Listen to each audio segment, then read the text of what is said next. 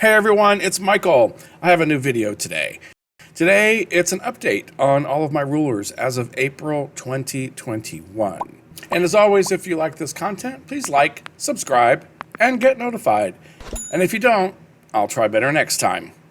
More information can be found on my website, michaelquilts.com. I love rulers. Can you tell? And these are just mine. These are just the ones that I designed. What I want to do today is just update you on what rulers I have available now, some changes that have been made, some updates to some of the original ones that I designed a while back, and just let you know what's out there. So this is not really how to use each of them. It's just a general overview of what they're meant for.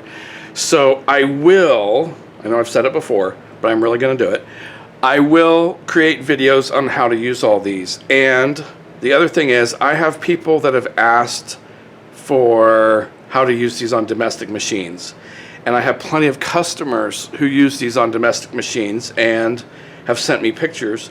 But I have not done videos for you all on a domestic machine. So that's in the works. But first things first, we'll go through everything today that's available, and then right now my long arm is loaded and I'm getting ready to show a brand new ruler on it first. So I'm filming for the Wave It. You probably can't see it with all this acrylic.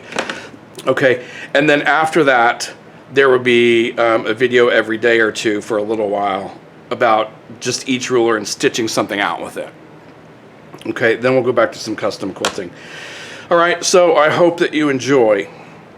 Okay, for the straight rulers, if you watch my previous videos, I'm still using the same straight ruler that still has the acrylic nick in it when I hit it. It's okay though. I don't know why I just don't treat myself to a new one. But I have two straight rulers. I have a third straight ruler coming out. It's not in this series, so look for that in probably June or July. Okay, but for now I have an 8 and a 12. They have tons of markings. 1/4 inch markings on both sides, dotted and straight, solid so that you can distinguish between 1/2 inch and 1/4 inch. And 90 degree that goes all the way around so that you get lots and lots of markings. 1/4 inch on either side here, numbers at the bottom. The straight 8 has numbers at the top. The difference is this is 12 inches by 3 inches. This one is 8 inches, but it also includes needle stop, which is great for beginners and non-beginners. And I'll show how that works in a video. And this one is it's just a great manageable size. However, the straight 12, I use this probably on almost every single quilt. The reason being is it has a nice long straight edge, and I'm almost always doing some sort of stabilization work that involves really long lines, and I just prefer this one to others. Okay, so the straight, so nothing has changed with these. Let's look at Ruler Work 101. This was my second ruler. And this is the one that we use in class. So when I teach ruler work for beginners, this is the ruler that every student gets. It has a straight edge with needle stop.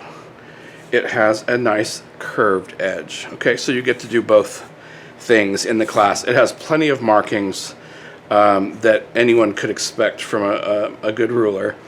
And it's a very popular item. It's great. If you're just going to buy one ruler, this is probably the ruler you should start with. Okay, has its advantages and disadvantages, and we'll show you that when I do a video. Okay, let's talk about curves. My curved rulers are called Curve It Echo. Curve It because they're curves. Echo because I have echo lines that are printed on them in case you want to follow the curves and do some echo work. All right, I have a 6, an 8, a 10, 12, 14, 16, 20, and 30.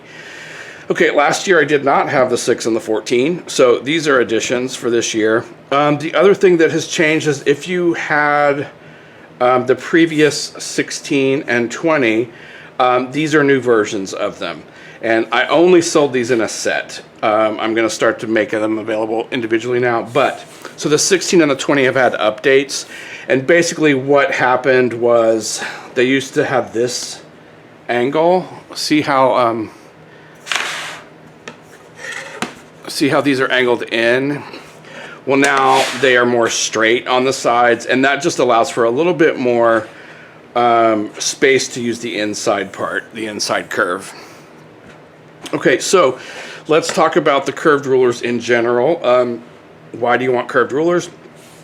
They're great for doing like continuous curve designs in blocks, scalloped borders, curved cross hatching. There's just lots of places that you can utilize a curve. And so let's talk about the basics with mine, in case you haven't used them before. My curved rulers have the same curve on the outside as they do the inside. So why is that important? Well, for me, let's say this is a block that you're quilting, and let's say you're going to do a continuous curve design. So you're going to stitch here, and you go stitch, stitch, stitch. I'm right-handed, so I'm holding my ruler with the left, and then I'm stitching here, and then eventually I'm going to get down to this side, and I'm going to stitch here. When we get to the right side, if I don't have a curve on both sides, then I'm going to have to go like this, which means my left hand is going to do this. Sorry. My left hand is going to do this, and I'm going to sew here. Well, it's slightly awkward, right? So by being able to go from here to here, and then using this inside part, I can keep my hand on the left and sew on the right. So just one of the advantages to having the same curve on both sides, okay? So that's how they work. Let's see, some other things about the curved rulers. They have a 90-degree line right down the center, which is 0. This is a vertical line. They have a 45-degree line here and here, which makes another 90 degrees. So, but you've got the 45 degrees and the 90 degrees. And then I have 2 horizontal lines. And the rest of the vertical lines, excuse me, they start from 0 and they move out. So I've labeled it 2, 4, 6, 8. Not to be confused with this line being 2 inches away from 0. It's just 1 inch, but together it's 2 inches, 4 inches, 6, and that's because I want these to mostly be visible for the block size that you're using. So you know that if you pick up a curve 12, 8 is the last line that you see printed, even though it goes a little further. It goes almost to 9 out here. But you can be assured that the 8-inch block, you will be able to sew inside the block on the outside curve and the inside curve, because that 8-inch line goes all the way down to the bottom. Okay, so that's one of the advantages. Let's look at the 10. The 10 has the 6 is the last line you could see, but actually it's 8 inches wide. So what that means is that you could actually sew on this side an 8-inch block, but you're not going to get the same curve on the inside. It's not going to be 8 inches. So when you pick up the ruler, you know you can use both sides on a 6-inch block and probably on a 7-inch block, but not on an 8. Okay. So that's basically how the curves work. I will do a video that has just using curves in general, okay? But that is the basic information for my curves.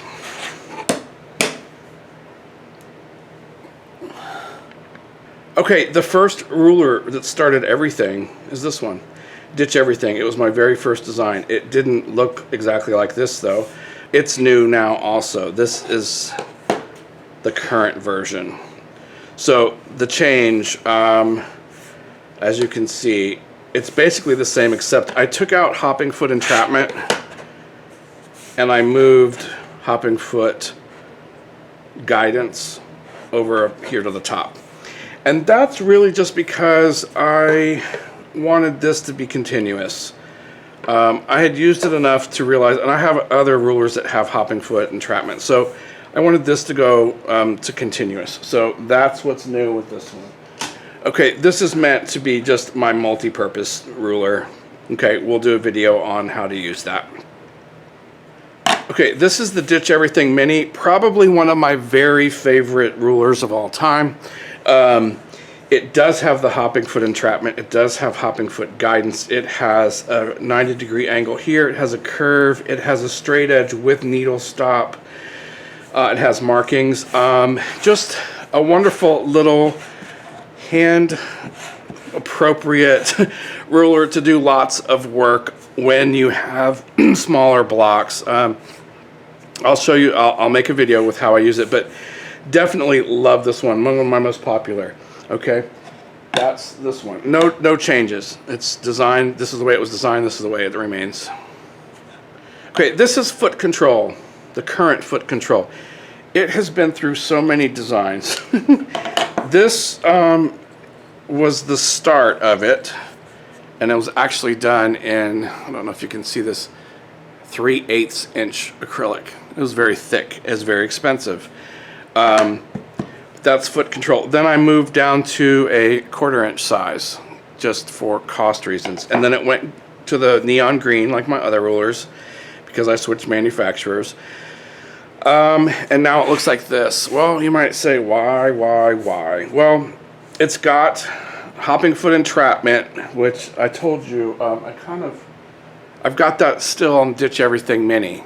What I found was this design, which resembles a mouse for a computer, fits perfectly, and it's wonderful to go around intricate shapes and applique. So I will do a video on this, but this is the new foot control. Okay, the Wave It 1. This is my first wave template. Okay, it's got 2 curves, 1 big curve on the top, 2 smaller curves on the bottom. Okay, so 2 curves in one, or 2 waves in one. It has needle stop with arrows, just to be sure you know that's needle stop. And I'll show you what it's used for, but basically you could do wavy lines all across your quilt if you want. These are great for feather stems, for vines, and just basic good curvy wavy designs. And basically it works to where your hopping foot is here, and you sew, move the ruler over, put it back where the hopping foot is, so you've got seamless continuous waves all the way across if that's what you want. I'll make a video for you. Okay, it's time for the Fab Five Fan Set. This is my set for doing Baptist fans, curved cross hatching, etc. Probably my most popular item ever. And I designed it because I love Baptist fans. I do not have a computer system on my long arm, and so I stitched them out freehand. Well, not really freehand because I'm using the templates. They're wonderful. So nothing has changed here except I've added a marking here that I promised I would add when I noticed I needed it before, or I wanted it before. Okay, so this is the original set, which has a 3, 5, 7, 9, and 11. So you use them to create the Baptist fan design, or to do curved cross hatching. So after this one, the new set came out this year. Okay, and I just call it the expansion set. It has the 4, the 6, the 8, and the 10, so that now your Baptist fans can be 1/2 inch apart instead of 1 inch, which is what they are. If you just use this set or just use the original set, they'll be 1 inch apart. The arcs will be. This is the level 2. It's so small I had to create something to hold on to. But okay, so this is new this year, the expansion set for the Fab Five Fan Set. All right, works just the same. I'll link the video of how to use this in the description below. I have lots of videos on this one, and we'll probably do some more because I know some people want me to do videos on my domestic machine, which I do not use as often, but I realize that a lot of people do, and For these especially, I have a lot of people that have done this on domestic and shown me pictures of how great they are. And I don't think I've ever done a full quilt with these on a domestic, just samples. So I'll do that, okay? Okay, so there you have it. As promised, I will start releasing demo footage of each of these very soon. And you can purchase any of these rulers on my website, michaelquilts.com, under the shop tab. Okay, hope everyone is doing well, and I am so looking forward to getting some more content out to you, which means I get to quilt, and that's what makes me the happiest. I hope that's what makes you happy too. Okay, till next time, I'll see you later. Bye-bye.